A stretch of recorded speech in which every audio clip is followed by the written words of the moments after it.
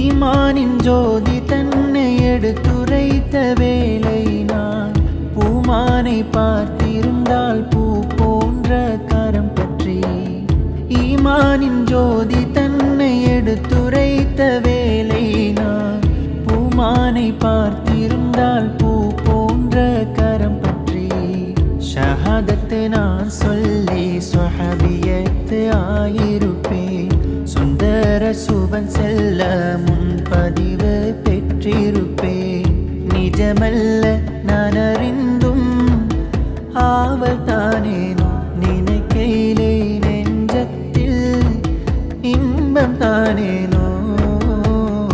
இதயம் ஏங்குதே ஏந்தலை தேடுதே தேடலின் பாடலினாலே பாடல் பாடுதே.